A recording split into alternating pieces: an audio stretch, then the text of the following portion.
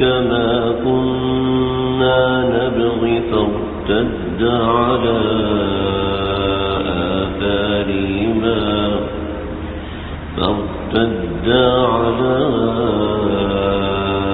آثارهما قصصا فوجدا عبدا من عبادنا آتيناه رحمة من عندنا وعلمناه من لدنا علما صدق اللہ العظیم۔ سیدنا موسیٰ علیہ السلام حضرت یوشع بن نون ان کا ذکر بخاری شریف میں آیا ہے۔ یہ تلاش میں نکلے ہیں حضرت خضر علیہ السلام۔ حضرت خضر کہتے ہیں، خضر کہتے ہیں اور خضر کہتے ہیں یا خضر کہتے ہیں، مختلف زبر زیر پیش علماء نے لگائے ہیں، لیکن ان کا اصل نام تھا بلیا بن ملکان۔ بلیا بن ملکان سکندر اعظم کی یہ وزیر تھے، اور بعض حضرات نے لکھا ہے کہ بادشاہ کی اولاد تھے، اور وقت کے بادشاہ نے ان کے ساتھ کئی سفر کیے۔ سکندر کے بارے میں آتا ہے، آگے آئے گا، انہوں نے حضرت ابراہیم علیہ السلام کے ساتھ حج کیا تھا، کچھ وقت گزارا تھا۔ تو حضرت خضر ان کے وزیر تھے یا ایسا کوئی معاملہ تھا۔ بعض روایت میں ہے کہ دونوں آب حیات کی تلاش میں تھے، ان کو پتہ تھا کہ کہیں آب حیات ہے، تو وہاں پر حضرت خضر نے آب حیات پیا اور ہمیشہ ہمیشہ کے لیے زندہ اور جاوید ہو گئے۔ حضرت خضر زندہ ہے یا نہیں ہے، اس کے حوالے سے ہم کل بات کریں گے۔ تو حضرت خضر علیہ السلام اللہ رب العزت کی طرف سے مبعوث کردہ ایک پیغمبر ہے یا نہیں ہے، اس میں اختلاف ہے، لیکن صحیح بات یہ ہے کہ حضرت خضر یہ اللہ کے پیغمبر ہیں۔ خضر ان کو اس لیے کہتے تھے یا خضر ان کو اس لیے کہتے تھے کہ خضر کہتے ہیں سبزے کو، تو جہاں حضرت خضر بیٹھتے تھے وہاں پر سبزہ ہو جاتا تھا، خشک جگہ پر بیٹھتے تھے وہاں پر گھاس اگاتی تھی، تو اس وجہ سے ان کو خضر کہتے تھے۔ لیکن جن لوگوں نے حضرت خضر کو پیغمبر لکھا ہے تو وہ حضرات کہتے ہیں کہ حضرت خضر پیغمبر ہیں تکوینیات کے پیغمبر۔ دو چیز ہے، ایک ہوتی ہے شریعت اور ایک ہوتی ہے طریقت، ایک ہوتی ہے شریعت اور ایک ہوتی ہے تکوینیت۔ تو عام زبان میں سمجھنے کے لیے اس کو طریقت کہہ دیتے ہیں، لیکن طریقت تھوڑی سی مختلف چیز ہے، تھوڑا سمجھ میں ڈفرینٹ ہے۔ یہاں سمجھے تکوینیت، تکوینیات کیا ہوتی ہیں۔ جتنے بھی پیغمبر گزرے ہیں وہ شریعت کے پیغمبر گزرے ہیں جو مشہور ہیں، تکوینیت کے پیغمبر حضرت خضر تھے۔ اب تکوین کیا ہے اس کو سمجھیں۔ ماں باپ کی فرما برداری کرنا فرض ہے، یہ شریعت ہے۔ ماں باپ کی نافرمانی گناہ ہے، یہ شریعت ہے۔ لیکن ماں باپ کی نافرمانی کرنے سے جو نقصان ہوگا کہ اللہ روزی کم کر دیں گے، رزق میں برکت چھین لیں گے، روزی ملے گی برکت چھین جائے گی، یہ تکوینی ہے، یہ تکوین ہے۔ سمجھے؟ نماز پڑھنا فرض ہے، لیکن نماز پڑھنے آیا اور پیچھے ایک گاہک آیا اور اس نے 1 لاکھ کا سودا لینا تھا، وہ نہیں لیا، اس نہ لینے کی وجہ سے کون سی آفات سے ہم بچ گئے، کون سی بلاؤں سے ہم بچ گئے، یہ تکوین ہے۔ سمجھے؟ تو انبیاء کے پاس شریعت کا علم تھا، لیکن ہمارے آقا صلی اللہ علیہ وسلم کے پاس شریعت بھی تھی اور تکوین بھی تھا۔ سمجھ؟ ہمارے پیغمبر وہ رسولوں کو جمع کرنے والے ہیں. چنانچہ تکوینی اعتبار سے بھی آپ صلی اللہ علیہ وسلم نے بہت چیزیں بتائی. شخص نے کہا یا رسول اللہ جو آپ نے بتایا ہے میں اس سے نہ کم کروں گا نہ زیادہ کروں گا. آپ نے فرمایا جس نے جنتی دیکھنا ہے اس کو دیکھ لے. ایک بندہ صرف زبان پہ کیا اس نے کچھ نہیں، لیکن اس کے بیک گراؤنڈ میں کیا چیز چل رہی ہے اس کو دیکھ کر بتانا تکوین ہے. سمجھ لیں؟ ہماری شریعت کے اندر صحیح تکوین کا ماہر وہی ہوگا جو شریعت کا ماہر ہوگا. یہ بات پکا کریں. سمجھ لیں؟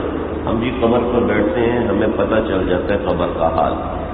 اگر تو یہ شریعت کا پابند ہے تو ٹھیک ہے، ورنہ جھوٹ بول رہا ہے. جھوٹ نہیں بول رہا، اصل میں اس نے تخیلات کو سمجھ لیے کہ یہی سب کچھ ہے. وہ بیٹھتا ہے اور بیٹھ کے مراقب ہوتا ہے تو جو اس کے تخیلات ہوتے ہیں وہ ہوتے ہیں. تکوین یہ نہیں ہوتی. یہ نام تکوین کا دیا جاتا ہے، تکوین یہ نہیں ہوتی. سمجھ رہے؟ آپ سمجھ گئے تکوین کیا ہوتی ہے؟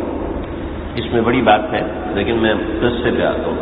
حضرت خضر علیہ السلام تکوین کے پیغمبر ہیں، اور تکوین کے پیغمبر ہونے کی وجہ سے جو واقعات آئے ہیں اس سے بڑا اچھا سمجھ میں آئے گا.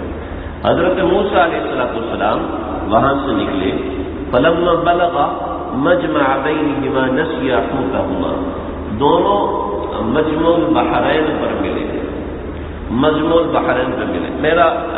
میں جب اسکول کالج میں پڑھتا تھا مجھے بڑی طلب ہوتی تھی کہ یہ جو چیزیں بیان کی گئی ہیں ان کی ریئلٹی کیا ہے. یہ تو ایک قصہ کی حیثیت سے ہم لوگ سن لیتے ہیں، تو اس کی ریئلٹی کیا ہے، حقیقت میں یہ واقعات کیسے پیش آئے تھے، کہاں پیش آئے تھے، کس طریقے سے. تو میری اس معاملے میں بڑی دلچسپی رہی اور بڑا اس معاملے میں مجھے تشنگی رہی. تو میں اپنے لحاظ سے کوشش کرتا ہوں کہ چیزوں کو ویژولائز کروں تاکہ چیز سامنے والے کو اچھے سے سمجھ میں آئے، مجھے اچھے سے سمجھ میں آئے. یہ مجمع بحرین کہاں ہے؟ یہ مجمع بحرین کے بارے میں دو قول ہیں، لیکن جو دوسرا قول ہے وہ ایسا ہے کہ حضرت موسیٰ اس طرف کبھی گئی نہیں ہے. حضرت موسیٰ کا جانا ثابت نہیں. تو جو ایک قول ہے میں نے اس کو اسکیچ کیا ہے، اس کو اسکیچ کر کے گوگل میپ پہ ڈرا کر کے میں لے کر آیا ہوں، اور میں چاہوں گا کہ آپ حضرات اس کو دیکھیں تاکہ چھوٹا سا پیپر ہے اور اس کو دیکھنے کے لیے پڑھنے کی ضرورت نہیں ہے. آپ اگر اس کو دیکھیں گے تو دیکھنے سے ہی سمجھ میں آ جائے گا. یہ کچھ آپ حضرات لے لیں، کچھ پیچھے دیتے چلے جائیں. تو یہ ایک پیپر ہے، اس پیپر کے اوپر میں نے 2 تصویریں ڈرا کی ہوئی ہیں. تو اس کو آپ حضرات دیکھیں، اس سے آپ کو سمجھ میں. ایک طرف پاکستان ہے، دے دیں، دوسروں کو دے دیں.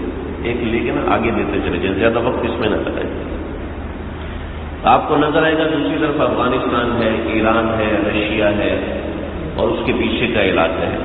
اور وہ جا کے دو جگہ میں نے بنائی. آپ حضرات اس کو دیکھیں، تھوڑی سی دلچسپی دکھائیں. ایک کوئی جوان آدمی لے لے اور تقسیم کر دیں. ایک بندہ آدمی لے لے، کچھ لوگ دیکھ لیں ایسے ہی.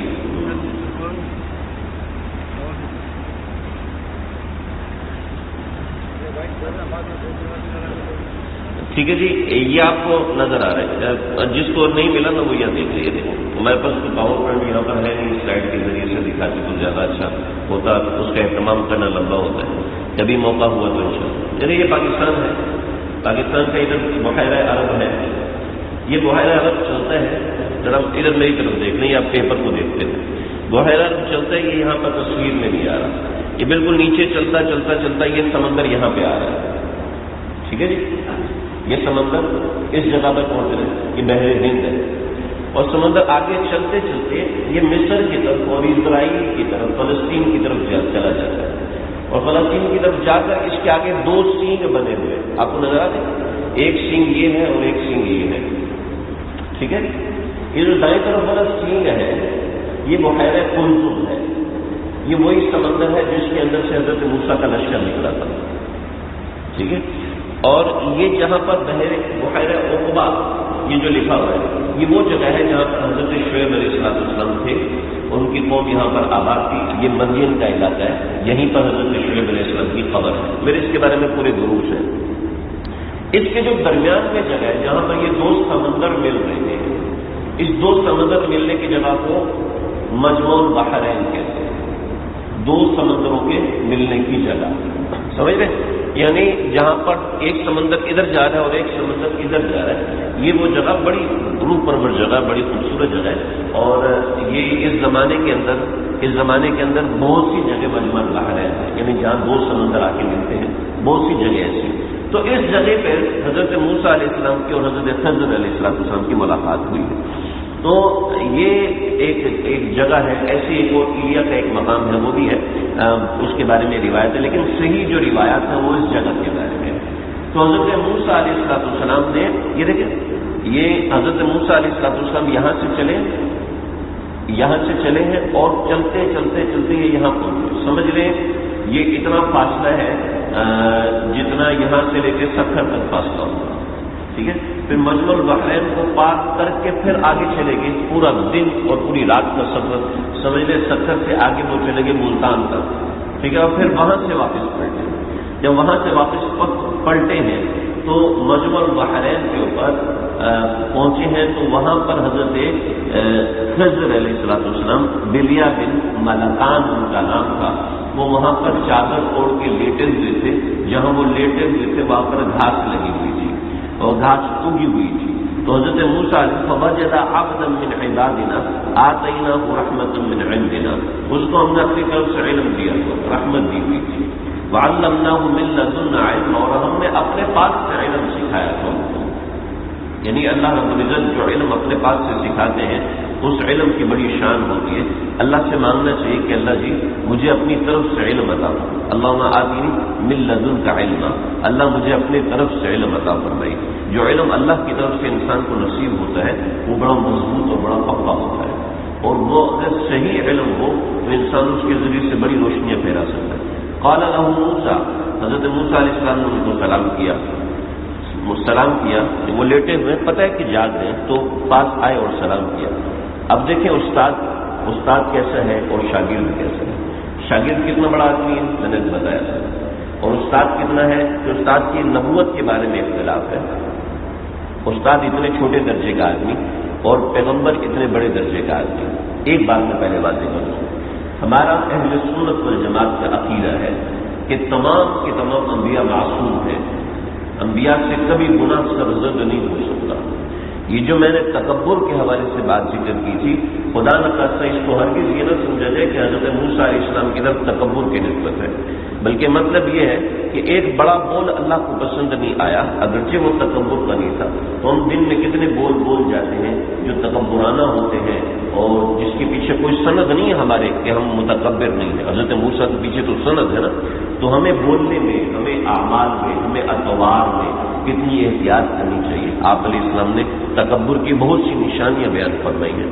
کسی انسان کو حقیر سمجھنا، کسی کو گھٹیا سمجھنا، کسی کو طنز کرنا، غصہ کرنا، بے جا غصہ کرنا، یہ بھی بعض دفعہ تکبر کی علامت ہوتی ہے.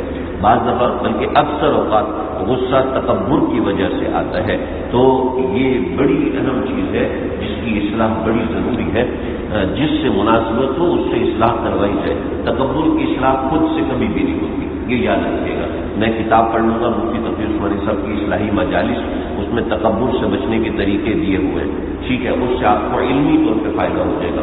لیکن یقین کرنا تکبر اس وقت تک نکلے گا نہیں جب تک اپنے آپ کو کسی کے سامنے مٹائیں گے نہیں. ایک پنجابی کا شعر ہے مجھے یاد آ رہا ہے، پنجابی آتی ہے آپ لوگوں کو؟ سمجھ لیں گے، میں تھوڑا سا ترجمہ کر دیتا ہوں. فرماتے ہیں بابا فرید الدین اثار رحمۃ اللہ علیہ، وہ پنجابی کے شاعر ہیں، اور فرماتے تھے کہ پھلنا دا تو عطر بڑا، پھلنا دا تو عطر بڑا، یعنی پھولوں کو نچوڑو اور نچوڑ کے عطر بناؤ. پھلنا دا تو عطر بنا، عطر دا دریا بہا، یعنی عطر اتنا زیادہ ہو جائے کہ وہ دریا بن جائے. دریا کے وچ ڈوبیاں دا، دریا کے اندر ڈبکیاں لگاؤ. مچھیاں ورگوں ہوتے کھا، جیسے مچھلی نیچے جاتی اوپر آتی ایسے. مچھیاں ورگوں ہوتے کھا، پھر بھی تیری بو نہیں جاری، پھر بھی تمہارے اندر سے جو بدبو ہے نا وہ قتل نہیں ہوگی بیماریوں کی، پھر بھی تیری بو نہیں جانی، پہلے اپنی میں مٹا، پہلے اپنی میں مٹاؤ کہ میں کچھ ہوں۔ دو قسم کا تکبر ہوتا ہے، ایک انسان کو اپنے ظاہر کا تکبر ہوتا ہے، ایک انسان کو اپنے اندر کا تکبر ہوتا ہے۔ ظاہر کا تکبر میں کتنا سیٹلڈ ہوں، میرے پاس میرا کتنا خوبصورت ہوں، میری آواز کتنی اچھی ہے، میری پریزنٹیشن کتنی اچھی ہے، لوگ مجھے کتنا لائک کرتے ہیں، لوگ مجھے کتنا پسند کرتے ہیں، مجھے کتنے لوگ فالو کر رہے ہیں، اور میرے یہ اور یہ اور یہ وغیرہ وغیرہ، یہ ظاہری ہے۔ اور ایک اندر، جتنا میں سمجھتا ہوں اتنا کوئی بھی نہیں سمجھ سکتا۔ جو سمجھ میرے اندر ہے میرے باپ میں بھی نہیں ہے، جو سمجھ میرے اندر ہے نا میرے کچھ بھی نہیں، بات نہیں کچھ نہیں، سمجھ لیں۔ یہ دو چیزیں انسان کو تباہ کر دیتی ہیں، دنیا میں بھی تباہ کر دیا جاتا ہے۔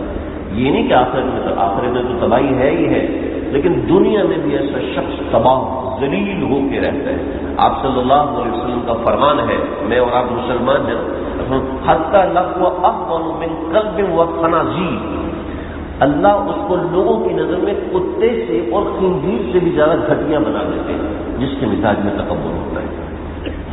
اللہ کے نبی کی بات پہ تو یقین ہے نا۔ تو یہ دو چیزیں ہیں جی، اور یہ جب تک ہم کسی کے سامنے پیش نہیں ہوں گی، اپنے دل کا حال کسی کے سامنے رکھیں گے نہیں، یقین کرنا میرے پیارے بھائیوں، یہ نکل نہیں سکتا، یہ اندر ہوتا ہے۔ دیکھو غصہ آنا ایک طبعی بات ہے، بیوقوفی والی غلط حرکت پہ غصہ آنا چاہیے، لیکن کون سا غصہ تکبر والا ہے، کون سا غصہ تکبر والا نہیں ہے، طبیعت والا ہے، وہ کسی اللہ والے سے رجوع کرنے سے ہی پتہ چلتا ہے، اس کے بغیر گزارا نہیں ہے، اس کے بغیر گزارا نہیں۔ ایک ڈاکٹر ہے، وہ بچوں کا ڈاکٹر ہے، بچوں کا ڈاکٹر ہے، وہ آپ کی ECG دیکھ کر نہیں بتا سکتا کہ آپ کے دل میں کیا مسئلہ ہے، ٹھیک ہے۔ اور ایک کمپاؤنڈر ہے جو ECG جو دل کے وارڈ میں کھڑا ہے، وہ ECG دیکھے گا کہ ہارٹ اٹیک دیکھے گا، heart attack, minor attack, major attack, دیکھتے ہی بول دے گا کیا ہے کہ اس کو وہاں کی مہارت حاصل ہے۔ اور ہم تو ہیں اپنے فن میں چائلڈ اسپیشلسٹ، ہمیں دل کے اندر کے جو امراض ہیں، باطنی امراض ہیں، اس کا اس وقت پتہ چلے گا جب ہم کسی ایسے کے پاس جائیں گے جو دل کی اصلاح کرنا جانتا ہو، سمجھے جی۔ فوجد عبدا من عبادنا، حضرت موسیٰ علیہ السلام وہاں پہنچے اور سلام کیا، انا بعبدک السلام، اے کون ہے مجھے سلام کر رہا ہے؟ استاد کیسے بے توجہ، اور شاگرد کتنا بڑا ہے، استاد بے توجہ ہی دے رہے، ان کو پتہ ہے کہ اللہ رب العزت نے کسی کام کے لیے بھیجا۔ کہتے انا بعبدک السلام، کون ہے جو مجھے سلام کر رہا ہے؟ جواب نہیں دیا، کہا موسیٰ۔ کون موسیٰ؟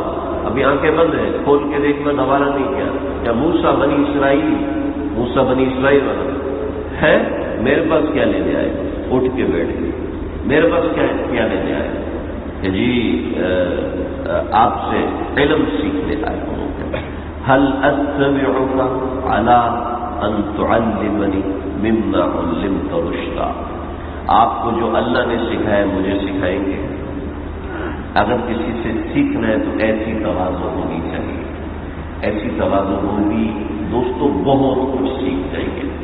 ایسی تواضع نہیں ہوگی آنکھوں میں آنکھیں ڈال کے اور مقابلہ کر کے، سر کو تو کچھ آتا نہیں ہے، ہماری نسل تباہ ہو گئی ہے، ہمیں استاد کا ادب بھول گیا، ہم اپنے استاد کا ادب نہیں جانتے۔ ہر اسکولوں میں کمپلینٹ باکس لگا ہوا ہے، بچوں کو اپنے ٹیچر سے کیا کمپلینٹس ہیں، یہ کمپلینٹ کرنے کے بعد اپنا کوالٹی آف ایجوکیشن بڑھا لیتے ہیں، لیکن کوالٹی آف کریکٹر ختم ہو جاتا ہے۔ اسٹوڈنٹ اپنے ٹیچر کے سامنے سینہ تان کے کھڑا ہوتا ہے، آپ کو کیا پتا، ہمیں پتہ ہے سیاست کا، ہم جانتے ہیں کیا ہوتی ہے سیاست، آپ تو اپنی پڑھائی تک رکھیں، آپ جانتے ہیں اسٹوڈنٹس کی کیا مجبوریاں ہوتی ہیں۔ یہ علم، یہ ایسی قوم علم نہیں سیکھ سکتی جو اپنے استاد کی عزت کرنا نہیں جانتی، ایسی قوم تباہی کی طرف جاتی ہے جو اپنے استاد کے سامنے آنکھیں دکھانا شروع کر دیتی ہے۔ هل اتبعک، حضرت خضر علیہ السلام فرمانے لگے آپ کو سیکھنے کی کیا ضرورت ہے؟ وعندک التوراۃ، آپ کے پاس تو تورات ہے، شریعت کا علم ہے، وہی علم آپ کے لیے کافی ہے۔ منوانا چاہتے تھے، آگے کی امت کو دکھانا چاہتے تھے کہ استاد کتنا چھوٹا ہے، شاگرد کتنا بڑا ہے، لیکن شاگرد کو اپنے استاد کی شرائط ماننی پڑے گی. مجھے اللہ کا حکم ہے کہ آپ کے ساتھ کچھ دن رہوں، مجھے اللہ کا حکم ہے. کہ پھر آپ انک لن تستطيع معي صبرا، قال انک لن تستطيع، آپ میرے ساتھ نہیں رہ سکتے، میرے ساتھ صبر نہیں رہ سکتے. اور وکیف تصبر على ما لم تحط به خبرا، آپ کو تو پتہ ہی نہیں. اتنا بڑا عالم پیغمبر زمانہ جو یہ کہہ رہا تھا کہ مجھ سے بڑا کوئی عالم نہیں ہے، اس کو کہہ رہے تھے آپ کو کچھ ہوتا نہیں، آپ کو کچھ آتا نہیں. اور آگے ثابت بھی کیا کہ آپ کو کچھ نہیں آ رہا، آپ کو یہ چیزیں نہیں پتا. یہ ان کا تکبر توڑنے کے لیے نہیں تھا، ان میں تو تکبر تھا ہی نہیں، کہ آگے کی امت کو بتانے کے لیے کہ وَفَوْقَ كُلِّ ذِي عِلْمٍ عَلِيمٍ، ہر علم والے کے آگے کوئی علم والا ہوتا ہے. آج ہر دوسرا چوتھا بندہ علماء پہ اعتراض، علماء پہ اختلاف، علماء پہ اعتراض، علماء پہ اختلاف. علماء کو آتا ہی نہیں، علماء کو پتہ نہیں. مجھ سے پوچھو نا کیا ہوتی ہے، میں بتاتا ہوں. مگر یہ سب سے بڑا جاہل ہوتا ہے جو کہتے ہیں مجھے سب کچھ آتا ہے. جو یہ کہ نا مجھے بہت کچھ آتا ہے، یہ سب سے بڑا جاہل ہوتا ہے. آپ حضرات کو اللہ تعالیٰ بچائے. لیکن زندگی کی موڑ ہے، کسی بھی موقع پر کسی ڈاکٹر کے سامنے جانا پڑتا ہے، بڑے ڈاکٹروں کے سامنے جانا پڑتا ہے نا، ایسا ہوتا ہے.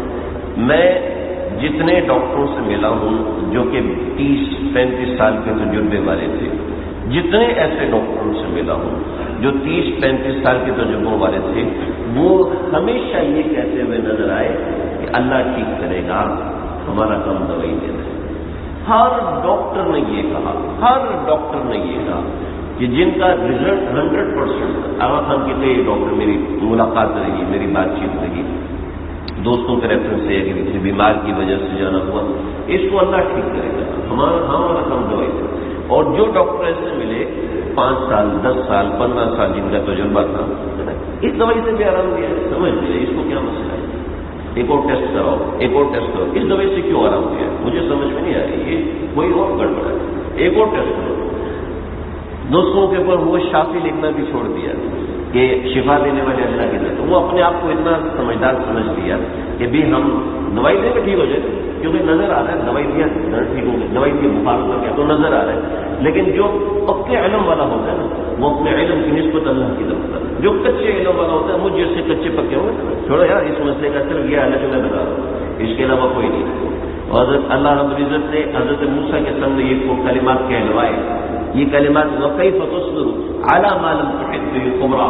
آپ کو آتا ہی نہیں کچھ، آپ کو پتہ ہی نہیں کچھ ان چیزوں کا، تو آپ کیسے صبر کر پائیں گے؟ آپ نہیں رک پائیں گے. نہیں فَإِنِ اتَّبَعْتَنِي، ہاں شرط یہ ہے کہ اگر تو نے میرے ساتھ چلنا ہے تو فَلَا تَسْأَلْنِي عَنْ شَيْءٍ حَتَّى أُحْدِثَ لَكَ مِنْهُ ذِكْرًا. جب تک میں خود نہ بتاؤں آپ نے پوچھنا نہیں. حضرت موسیٰ کہتے ہیں ٹھیک ہے جی، جیسے آپ کہیں گے ویسا ہم کریں گے. فَانْطَلَقَا، چلے ہیں جناب وہاں سے، حَتَّى رَكِبَا فِي السَّفِينَةِ، یہاں تک کہ دونوں ایک کشتی میں بیٹھے. جب دونوں کشتی میں بیٹھے ہیں اور کشتی چلنا شروع ہوئی، بالکل نیٹ اینڈ کلین نئی کشتی، نئی گاڑی ہوتی ہے نا، نئی گاڑی ہوتی ہے، اور اس کے پاس اگر کسی موٹر سائیکل کی کھرونچ لگ جائے پھر کیا ہوتا ہے؟ پھر کیا ہوتا ہے؟ میرے ایک دوست سے میں نے گاڑی خریدوائی، اس نے گاڑی لا کے دی، میں نے گاڑی گھر کے سامنے لا کے کھڑی کی تو ریڑھی والا آیا، وہ اس کے ساتھ کچھ سامان لگا، اس نے رگڑ مارتا چلا گیا.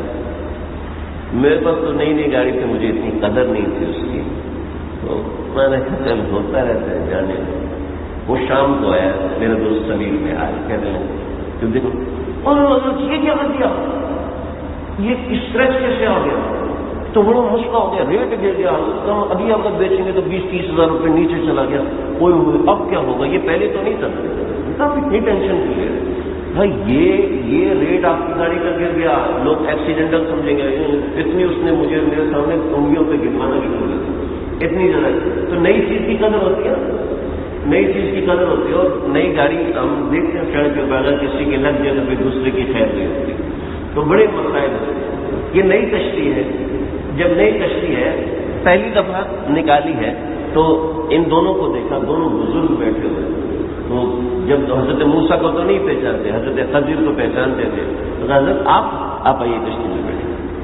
کشتی میں بٹھایا، کہا ہمارے پاس پیسے نہیں، کوئی بات نہیں، آپ بیٹھے، آپ ہماری کشتی میں بیٹھ جائیں، ہمارے لیے برکت کا باعث ہے۔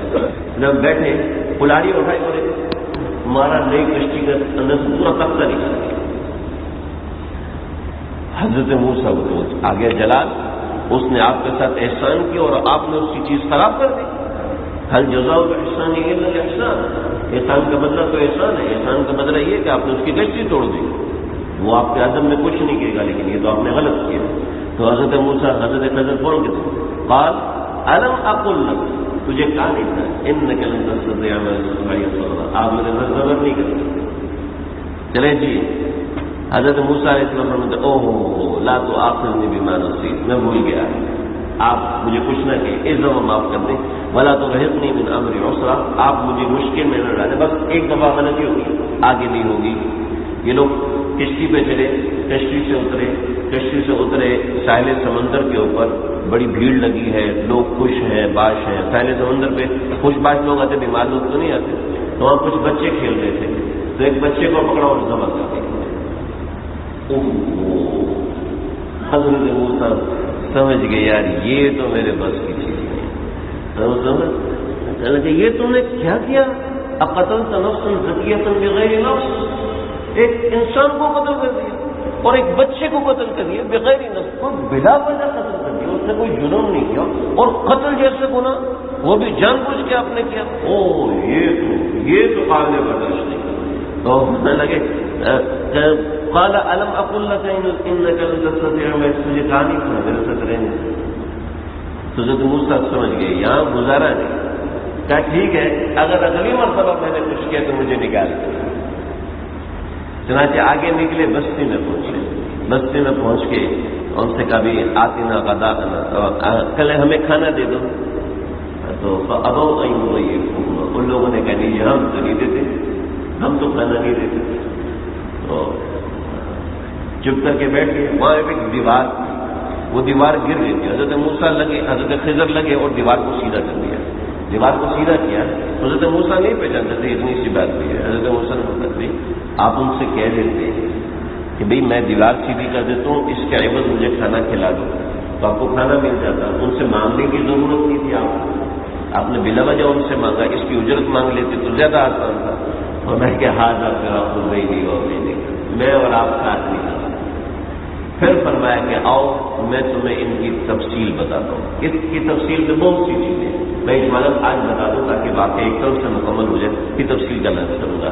فرمایا کہ سب سے پہلے جو کشتی میں نے توڑی تھی اس کی وجہ کیا تھی، قرآن مجید میں آگے تفصیل کے ساتھ، وہ اس کی وجہ یہ تھی کہ یہ کشتی آگے جاتی تو بادشاہ نئی کشتیاں ضبط کر رہا ہے، تو جب یہ دیکھتا کہ اس کی کشتی ٹوٹی ہوئی ہے تو اس کی نئی کشتی تو خراب تھی، خراب کشتی تو وہ ضبط کرتا نہیں، لہذا ان کا روزگار چلتا رہا۔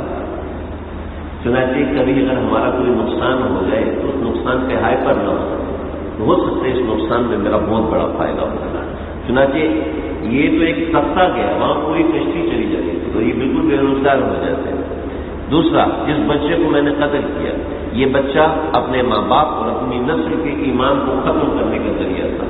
اب اس بچے کو قتل کیا تو یہ بچہ بھی جنت میں جائے گا، اور اس کی وجہ سے اس کے ماں باپ صبر کریں گے تو صبر کے عوض اللہ ان کو ایک بیٹی عطا فرمائیں گے، جو بیٹی 1000 انبیاء کی ماں بنے گی۔ اور تیسرا، وہ جو دیوار ہے وہ دیوار میں نے گرنے سے بچائی، اس دیوار کو گرنے سے بچانے کی بنیادی وجہ یہ ہے کہ فقان ابوہما صالحا، یہ دو یتیم بچے کی تھی یہ دیوار، واما الجدار فکان لغلامین یتیمین، دو یتیم بچوں کی ہے، فی المدینہ جو اسی شہر میں رہتے ہیں، اور وکان تحتہ کنز، اس کے نیچے خزانہ ہے جو ان دونوں بچوں میں، وکان ابوہما صالحا، اور ان کا باپ جو ہے وہ نیک تھا، اس کی نیکی کی برکت ان بچوں کو ملی تھی، اس وجہ سے اللہ نے میرے ذریعے سے ان کی دیوار بچائی۔ یہ نیکی کا عمل ہے، اس کے عوض میں پوری دنیا خزانے کے طور پہ مل جائے تو بھی کافی نہیں ہے، تم کہتے ہو کھانا مل جائے، یہ کیسی بات ہے؟ تو اس کے اندر اور بہت سی باتیں ہیں، انشاءاللہ اندر ذکر کروں گا۔ تو یہ واقعہ یہاں پہ ختم ہوا، حضرت موسیٰ علیہ السلام اس واقعے کے بعد واپس آئے، پیارے آقا صلی اللہ علیہ وسلم نے کاش حضرت موسیٰ تھوڑا سا صبر کر لیتے تو ہمیں اور بھی کائنات کی تخلیق کے کچھ راز اور کچھ اس نوعیت کی چیزیں پتہ چل جاتی، لیکن بہت باتیں ہیں ان 3 بابوں کے اندر، انشاءاللہ میں اندر ذکر کروں گا۔ اللہ سے بسم اللہ الرحمن الرحیم الحمد للہ رب العالمین والصلاة والسلام علی سید الانبیاء والمرسلین ربنا تقبل منا انك انت السميع العليم وتب علينا انك انت التواب الرحيم۔ اللہ جی جو کہا سنا، کہنے والا سننے والے، ہم سب محتاج ہیں، اللہ ہم سب کی بگڑی بنا دیجیے، سب کو اپنے پیار کے قابل بنائیے۔ اے اللہ جو واقعات ہم جس مقصد سے سنائے ہیں وہ ہزاروں ہوں گے، ہمیں ایک دو مقصد پتہ چلتے ہیں، اللہ ہمارے دلوں میں وہ مقاصد اتار دیجیے، جما دیجیے۔ آپ ان واقعات کے پیچھے جو ہمارا ذہن بنانا چاہتے ہیں اے اللہ ویسی ہماری تربیت، ویسی ہماری نشو و نما فرما دیجیے، ویسے ہمارے ماں باپ کو بنا دیجیے، ویسے ہمارے بچوں کو بنا دیجیے، ویسے ہمارے عزیز رشتہ داروں کو بنا دیجیے، ویسا ہمارے جاننے تعلق والوں کو بنا دیجیے، ان سب کی برکت سے ہمیں بھی ایسا بنا دیجیے جیسا آپ چاہتے ہیں۔ ربنا تقبل منا انك انت السميع العليم وتب علينا انك انت التواب الرحيم۔ صلی اللہ تعالی علی خیر خلقہ محمد۔